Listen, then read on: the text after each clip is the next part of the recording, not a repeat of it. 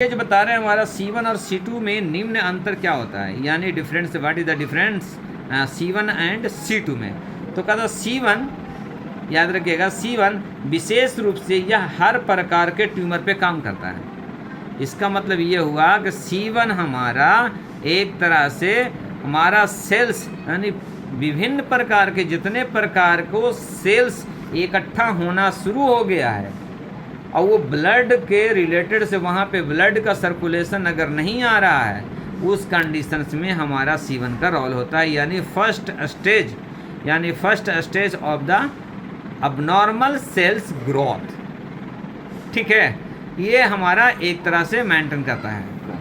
ठीक है, कहता दूसरा कहता है C2 सिस्ट व शरीर या अंगों में जमा एक्स्ट्रा फ्लूइड को बाहर निकालने का कार्य करता है।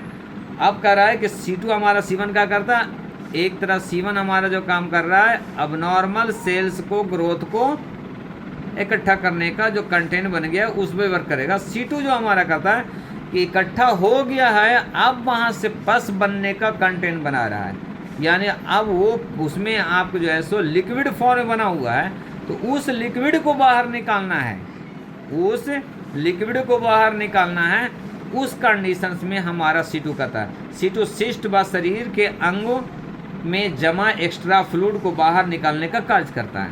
दूसरा कहता है C1 डिलीवरी से पहले कार्य करता है। C1 हमारा डिलीवरी से पहले का कार्य करता है। अगर C1 हमारा मतलब यानी अगर डिलीवरी से पहले, यानी डिलीवरी का वक्त को पहले अगर हम मोर पॉजिटिव में अगर देते हैं तो वो डिलीवरी करा सकता है, लेकिन अगर C1 को हम निगेटिव में अगर देते हैं कंटिन्यू, तो डिलीवरी को सेफ रखता है, याद रखिएगा। ठीक है, दूसरा कहता है C2 डिलीवरी के बाद कार्य करता है।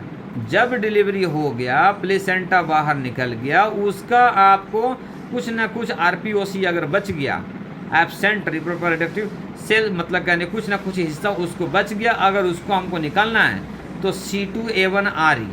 अगर प्रेगनेंसी को कन्फर्म के बाद अगर लीगल एबॉर्शन कराना है तो C1A1A3RE या C1A1RE या C1A1BN1RE। ठीक है, कभी ऐसा होता है ना कि हार्ट बीट नहीं बना जिसके कारण से आपको ये प्रॉब्लम हुआ, तो उस कंडीशंस में हमारा C2 का रोल होता है या C1 का रोल होता है। हाँ सुनिए, अगर किसी पेशेंट को अगर लीगल एबॉर्शन दो तरह का होता है, एक लीगल एबॉर्शन होता है, एक अनलीगल एबॉर्शन होता है। लीगल एबॉर्शन का मतलब डॉक्टर को चाहिए लीगल एबॉर्शन करने का, अनलीगल एबॉर्शन का बात को ना मैं बता।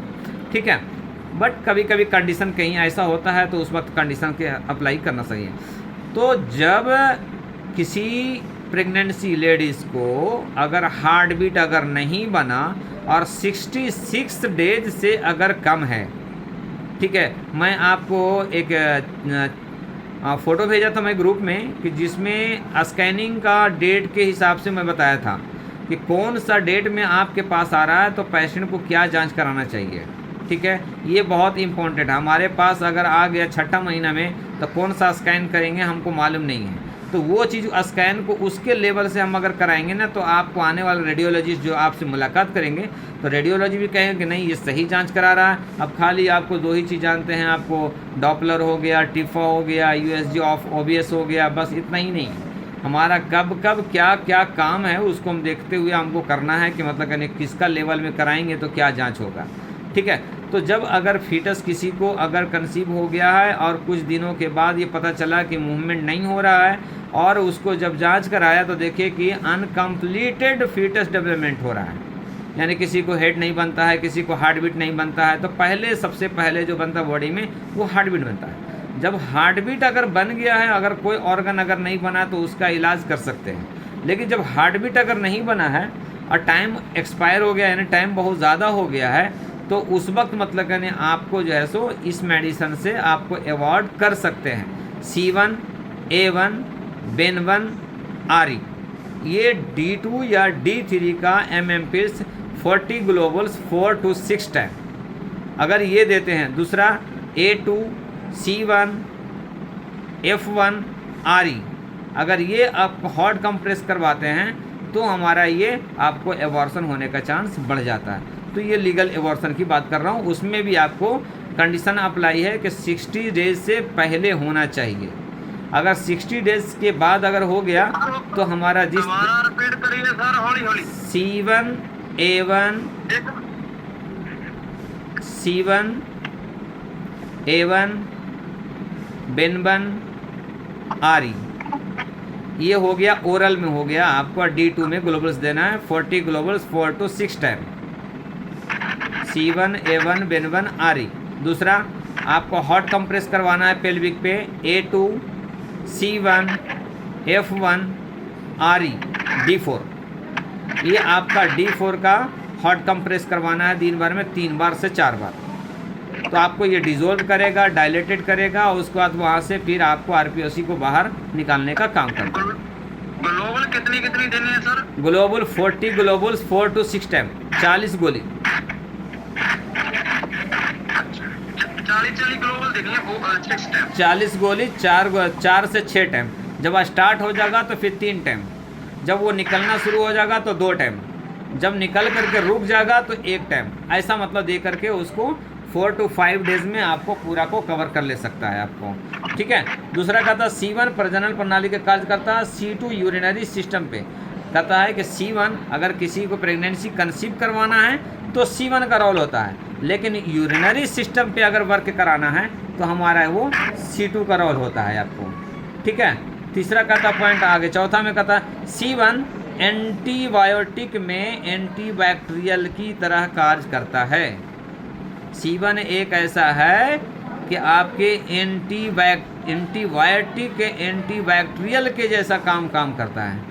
तभी तो हम देते हैं, क्या देते हैं भाई, हम प्लेटो जो ड्रॉप बनाए हैं S1 C1 L1 A3 BE, जो हमारा प्लेटलेट को बढ़ाता है, RBC को बढ़ाता है, WBC को बढ़ाता है, हेमोग्लोबिन को बढ़ाता है। तो हमारा ये काम कम कर रहा है भाई। एंटीबायोटिक अगर ये WBC बढ़ गया है तो भी काम करेगा, WBC कम हो गया है तो भी काम करेगा। अगर लिम्फो बूस्टर में C1 अगर दे देते हैं ना निगेटिव में, इसको भी निगेटिव अगर दे देते हैं तो हमारा ये WBC को रिड्यूस कर देगा। अगर WBC को बढ़ाना है तो S1 C1 L1 A3 BE अगर D4 से देते हैं तो WBC RBC प्लेटलेट सब बढ़ जाता है, बहुत आसानी से बढ़ जाता है, ठीक है। और उसके बाद का C1 एंटीबायोटिक में एंटीबैक्टीरियल के रूप में काम करता है। C2 शरीर में टॉक्सिन को बाहर निकालने का काम करता है। ये क्या कहता है, एंटीबैक्टीरियल के जैसा काम करता है, लेकिन C2 जो होता है वो हमारा क्या काम था, बॉडी से फ्लूइड को बाहर निकालने का काम करता है। तभी तो हम एक प्रोटोकॉल बताए H2 C2 A2 L1 by 200, H2 C2 A2 L1 by 200। ये देने के बाद हमारी बॉडी के जितने भी टॉक्सिसिटी होता है, जितने भी टॉक्सिन होता है वो हमारा पूरा को बाहर निकालता है, यानी बॉडी को इन्फ्लामेशन को कम करता है। H2 C2 A2, Sanjay ji, H2 C2 A2 L1 by, ये बहुत अच्छा मेडिसिन है for the any type of the oedema, यानी पूरी बॉडी में अगर स्वेलिंग आ रहा है इसका मतलब कि यूरिन को कहीं ना कहीं बॉडी में स्टोर्स हो रहा है, यूरिन को ही फ्लो बढ़ाएगा और सूजन को कम करेगा। ये एक तरह से डाययूरेटिक मेडिसिन होता है ये, ठीक है जी।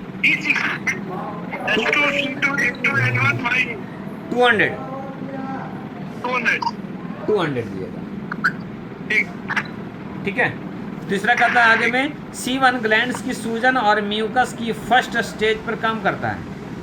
C1 याद से सुनिएगा संजय जी, आपके लिए ये C1 ग्लैंड्स की सूजन और म्यूकस की स्टेज पे काम करता है, यानी कहीं अगर म्यूकस मेम्ब्रेन्स कम बन रहा है, यानी म्यूकस कम बन रहा है, यानी सलाइवा कम बन रहा है, तो उस कंडीशन में C1 का रोल है। तभी तो हम देते हैं S1 C1 F1 RE। अगर ये D4 देते हैं तो कहीं भी सलाइवा से रिलेटेड अगर नहीं सलाइवा बन रहा है, जिसका माउथ ड्राई हो रहा है, टंग ड्राई हो रहा है, टंग चिपक जा रहा है, बोलने में स्पीच डिसऑर्डर के जैसा महसूस हो रहा है, जवान सूख जा रहा है, उस कंडीशन में C1 का रोल होता है, ठीक है। तो यानी ये काम करता है। अब दूसरा कहता है ना, आपको यूरिक एसिड के कारण जोड़ों में दर्द होता है। अगर कहीं पे अगर किसी को यूरिक एसिड हो रहा है तो हमारा C2 का रोल है। क्यों? क्योंकि ज्वाइंट में टॉक्सिन आकर के जमा है, ठीक है, कैल्शियम आकर के डिपॉजिट हुआ है, तो उस कंडीशंस में हमारा C2 का रोल होता है।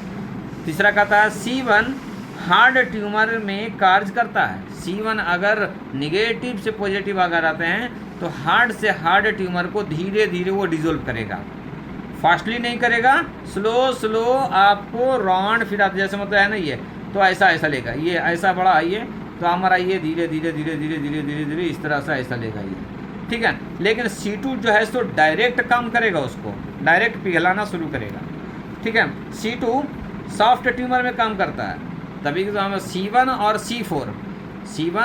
C4 अगर म्यूकस मेम्ब्रेन्स के रिलेटेड से अगर ट्यूमर हार्ड है तो C1 का रोल है, अगर मिनरल के रिलेटेड से ट्यूमर हार्ड है तो हमारा C4 का रोल है, ठीक है।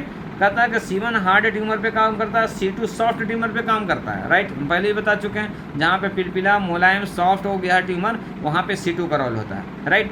C1 सेक्सुअल डिज़ायर बढ़ाता है, C1 हमारा सेक्सुअल डिज़ायर बढ़ाता है, क्योंकि कभी कभी जो होता है सो हमारा एंटी माइक्रोबैक्टीरियल के रिलेटेड से भी हमारा ये आपको प्रॉब्लम होता है। तो हमारा S1C1A1F1RE अगर D4 या D3 अगर देते हैं तो हमारा ये सेक्सुअल रिलेटेड के मेंटेन करता है। दूसरा कहता है C2 से ओवम और स्पर्म की गुणवत्ता और संख्या बढ़ाती है। क्या कहता है? C1 हमारा सीधा न्यूरोलॉजिकल मेंटलिटी को कवर करता है और डिजायर को इंक्रीज कराता है, लेकिन C2 जो होता है हमारा ओवम और हमारा स्पर्म दोनों को मोर्टेलिटी को बढ़ाता है। इसका मतलब उसका फ्लूइड, ओवम कहाँ रहता है? एक फ्लूइड में रहता है, स्पर्म कहाँ रहता है? एक फ्लूइड में रहता है। तो जब फ्लूइड जो बढ़ेगा तभी उसमें एनर्जी मिलेगा। कहता ना कि किसी को जांच कराए तो मतलब आपको सीमेन एनालिसिस तो उसका देखते हैं क्वांटिटी कितना आता है तो 1 ml। तो जब 1 ml अगर उसका क्वांटिटी ही आ रहा है तो उसका स्पर्म का क्या रिलेटेड रहेगा? बहुत कम रहेगा, और रहेगा भी तो बहुत ज़्यादा वीक रहेगा, क्योंकि मछली को तैरने के लिए समुंदर चाहिए। अब कुएं में उसको डाल देंगे तो इधर से जा रहा है तो इधर टकरा जा रहा है, इधर से जा रहा है तो इधर टकरा जा रहा है, तो उस कंडीशन में क्या है, उसको अपने आप को एक्टिविटी नहीं हो पाता, जिसके कारण से वो वीक हो जाता है, कमज़ोर हो जाता है। तो इसीलिए अगर फ्लूइड अगर कम हो रहा है तो H2C2A2F1RE अगर फ्लूइड अगर कहीं पे भी अगर कम हो रहा है, स्पर्म में अगर कम हो जा रहा है या कहीं पे भी हो रहा है, तो H2C2A2F1RE अगर देते हैं D4 में फ्रीक्वेंटली डोज तो ऑटोमेटिकली आपको फ्लूइड बढ़ेगा, स्पर्म में भी मोर्टेलिटी आ जाता है। इसीलिए हमारा तीनों मेडिसिन इम्पॉर्टेंट होता है। आपको स्पर्म से रिलेटेड S1C1, H2C2, H3C3 तीनों जी इम्पॉर्टेंट होता है। ब्रेन से रिलेटेड है तो S1C1, नर्वस सिस्टम से रिलेटेड है, सेंसरी नर्व से रिलेटेड है S3C3, फ्लूइड से रिलेटेड है तो हमारा H2C2। ये तीनों चीज़ को आपको देखना ज़रूरी है, फर्स्ट सेकंड थर्ड। कहता दूसरा, कहता C1 हार्ड रेमेडी होता है और C2 सॉफ्ट रेमेडी होता है। कहीं पे भी आपको देखिएगा फर्स्ट स्टेज का मेडिसिन जितना भी होता है वो हार्ड होता है। S1 हार्ड होता है, H2 सॉफ्ट होता है, ठीक है। F1 हार्ड होता है, F2 सॉफ्ट होता है, P1 हार्ड होता है, P2 सॉफ्ट होता है। उसी तरह से C1 हार्ड होता है लेकिन C2 आपको सॉफ्ट होता है, ठीक है। तो ये चीज़ को हम देखते हैं तो बहुत अच्छा इंपॉर्टेंट काम होता है। कहता C1 का प्रयोग प्रेगनेंसी में सभी स्टेज में किया जा सकता है। C1 का इस्तेमाल यूज़ आपको प्रेगनेंसी में हर स्टेज में किया जा सकता है, बशर्ते कि उसका डायल्यूशन पे ध्यान देना चाहिए आपको। C1 का प्रयोग प्रेगनेंसी में हर समय। C2 का प्रयोग प्रेगनेंसी के सभी स्टेज में नहीं किया जा सकता है। आपको प्रेगनेंसी हो जाने के बाद, कंसीव हो जाने के बाद C2 का रोल बहुत कम देखा जाता है। उससे पहले आपको प्रेगनेंसी जब तक आपको कराना है, जब तक कंसीव नहीं हुआ, सबसे ज़्यादा रोल जो है तो हमारा C2 का रोल देखा जाता है, राइट। C1 के रोगी को बहुत ज़्यादा प्यास लगती है। वैसे पेशेंट जिसको C1 का आपका सिलेक्शन होना है उस पेशेंट को प्यास ज़्यादा लगता है, याद रखिएगा।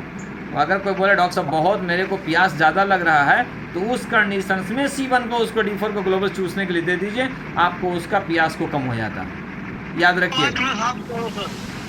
C1 वैसे पेशेंट को दिया जाना चाहिए जिसका प्यास का डिज़ायर ज़्यादा होता है, पेशाब नहीं प्यास, है ना, यानी थर्स्टी फील कर रहा है ज़्यादा, यानी मुंह सूख रहा है, तभी आ गया ना। मुंह कब सूखता है? अंदर का वाटर का डिज़ायर ज़्यादा होता है, यानी एक्सपेंड ज़्यादा होता है, इनकम कम होता है, ठीक है। C2 का प्रयोग प्रेगनेंसी में सभी स्टेज में नहीं किया जा सकता है और C2 शरीर में जमा पानी को बाहर निकालने का काम करता है। अगर किसी को प्यास लग रहा है, अगर हम C2 दे देंगे तो बॉडी से जो भी वाटर रहेगा उसको बाहर निकाल देगा, याद रखिएगा। तो कभी कभी मैं देखा हूँ, 2 पेशेंट को देखा हूँ मैं कि जब C2 को मैं निगेटिव दिया आपको डायबिटिक वाले को, तो यूरिन जो ज़्यादा हो रहा था वो तो रुक गया, लेकिन आपको प्यास वगैरह कम हो गया, उसको पानी का ख्वाहिश कम हो गया, उसको और ज़्यादा पानी का कमी हो गया उसको, ठीक है, वो चीज़ को ध्यान देना है। C1 नॉर्मल डिलीवरी आराम से करवा देती है, C2 नॉर्मल डिलीवरी नहीं करवा पाती है। अगर नॉर्मल डिलीवरी कराने के लिए हमारा C1 का ही रोल होता है, C1 A1 F1 Bin1 by, अगर D4 देते हैं, जब डिलीवरी का 5 फिंगर या 4 फिंगर डायलेटेड बता रहा है नर्स, डॉक्टर बता रहा है कि हाँ ये डिलीवरी होने वाला ही आपको पेन है, इस वक्त हमारा C1 A1 F1 Bin1 by, आरी नहीं देना, बाई देना, बाई देंगे तो हमारा डायलेटेड करेगा। अगर आरी देंगे तो वो क्या करेगा, सर्कुलेशन बढ़ा देगा, वो पेन को बढ़ा दे सकता है लेकिन डायलेटेड नहीं करा सकता। तो जब तक डायलेटेड नहीं होगा, जब तक हमारा बच्चे को हेड नहीं निकल सकता बाहर, तो उस चीज़ को पेल्विक एरिया को डायलेटेड कराना बहुत ज़रूरी होता है। उस कंडीशंस में हमारा C1 का रोल होता है। लेकिन अगर उस कंडीशंस में अगर C2 देंगे तो हमारा कोई काम नहीं करेगा, क्योंकि C2 हमारा जो होता है हमारा यूट्रस पे काम करता है, तो यूट्रस में हमारा कोई काम नहीं है। अब जो हमारा इंटरनली पार्ट्स पे वर्क करने का काम होता है। C1 रिमेटिक में C5 का बहुत बड़ा सपोर्ट करता है। रिमेटिक पेन में C1 के अल्टरनेट C5 अगर देते हैं तो बहुत अच्छा काम करता है, और C2 रिमेटिक में C5 का सपोर्ट नहीं करता है। अगर C2 के साथ में अल्टरनेट में C5 देते हैं तो उतना काम नहीं करता है जितना अल्टरनेट C1 के अल्टरनेट C5 में काम करता है। ये जो था से हमारा C1 और C2 का डिफरेंसेस था, इससे बहुत चीज़ साबित हो सकता है कि हम यहाँ पे हमारा कौन सा मेडिसिन में C1 का रोल होता है या कौन सा मेडिसिन में हमारा C2 का, कौन सा डिजीज़ में कैसा सिलेक्शन किया जा सकता है। ठीक है, all the best, thank you. इससे अगर रिलेटेड किसी को कोई क्वेश्चन है तो पूछ सकते हैं। Thank you so much.